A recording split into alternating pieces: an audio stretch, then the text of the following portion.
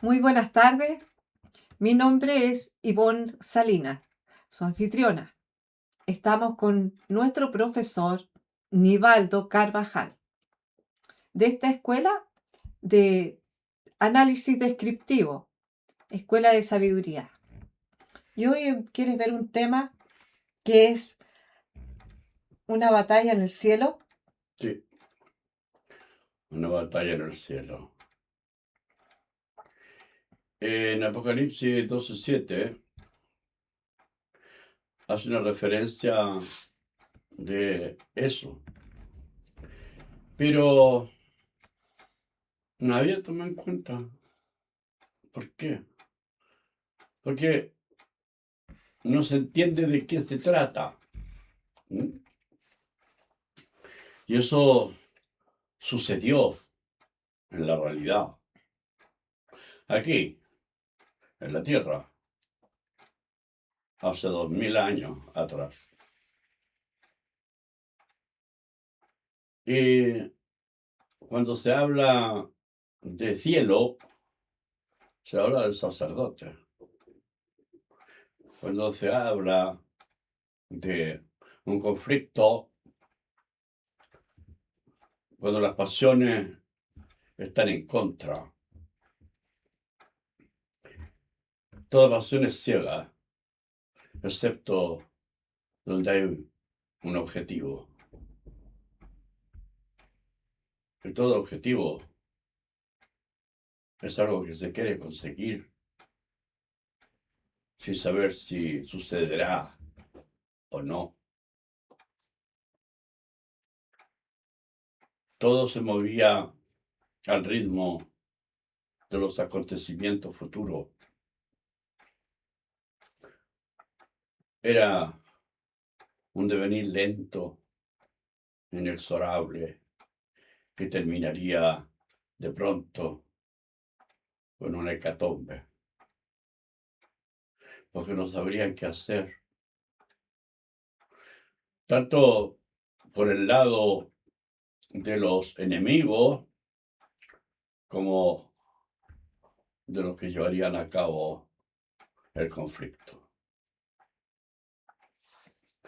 No hay mucho que decir al respecto, pero el conflicto venía desde hacía mucho tiempo atrás, de hace 3500 años, donde se genera esa lucha. Pero no fue sin una causa. Eso lo pude visualizar en la lectura de los hechos. Y me puedo dar cuenta que estaban combatiendo en el cielo. No en el cielo físico, en el cielo intelectual. Miguel y sus ángeles combatían contra el dragón y sus ángeles. Y no se halló lugar ya para ellos en el cielo y fueron echados a la tierra. No se halló lugar para ellos, para que siguieran ocupando un lugar celestial. El dragón y sus ángeles fueron echados a la tierra y no hubo vuelta atrás. La serpiente antigua, al cual se le llama diablo, Satanás, entró en conflicto con Cristo y Cristo le venció. Pero muchos se preguntan, ¿por qué no se dio más información de eso? Dios, en su divina compasión, no quiso involucrar a los seres humanos en eso, sino que tenía preparada una sorpresa al diablo y sus ángeles. Ellos habían permanecido en el cielo por muchos años, siglos y milenios. Y en un solo día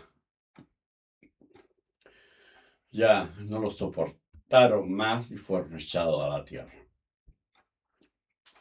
Por decir que fueron sacados del lugar que ocupaban. Con una sola pregunta, Jesucristo los venció.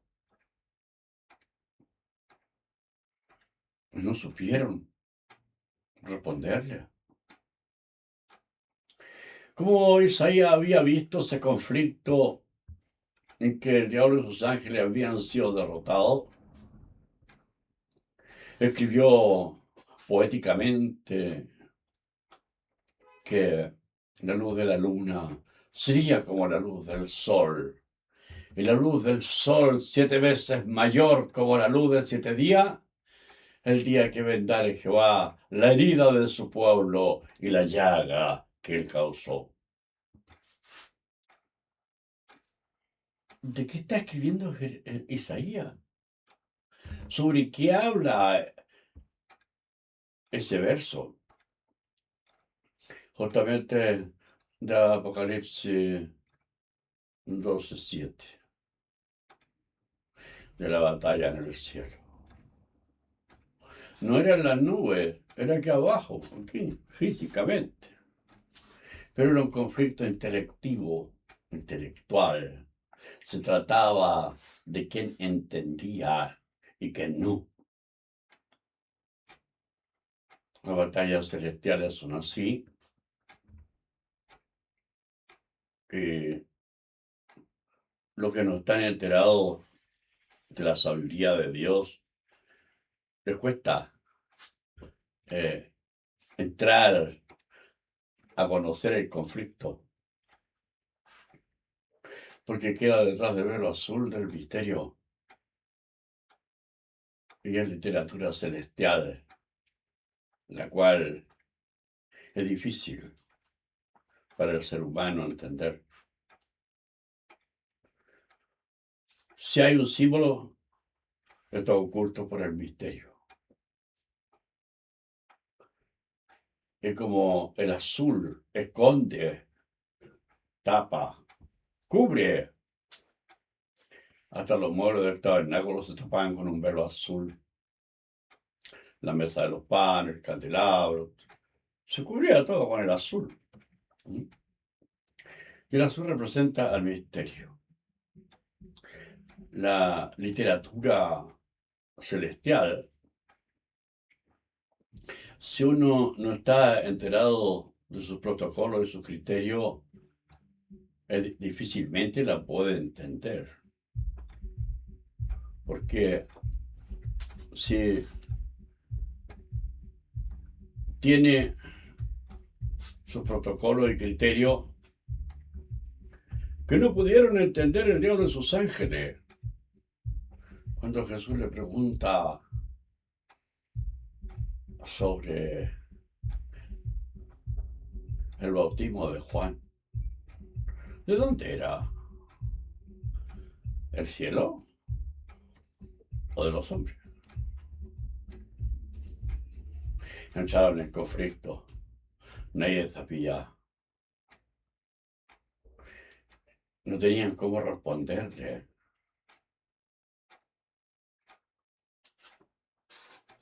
¿Y qué pasó? Jesús lo llevó a una pregunta sin respuesta. No tenían forma de responderle a Jesús si el bautismo de Juan era del cielo o de los hombres. Y consultaron entre ellos los ángeles del diablo. Y como el diablo no le había enseñado, porque tampoco sabía, le dijeron, no lo sabemos.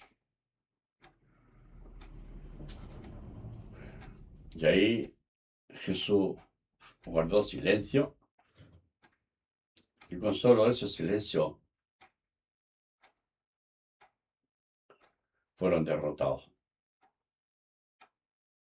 sin decir ni una palabra más ni de menos. Ellos sabían que estaban derrotados con esa sola pregunta.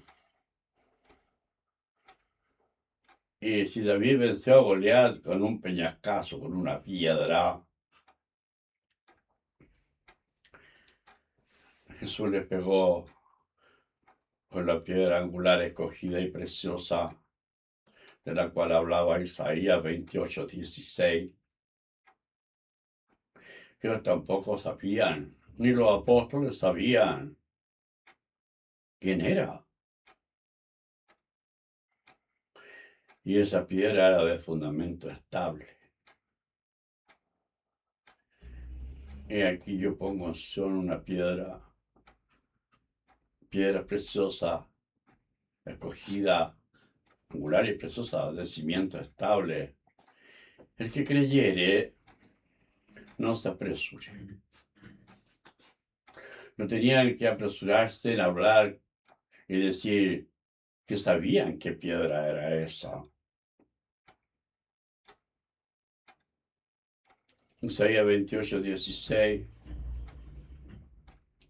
dice estas palabras.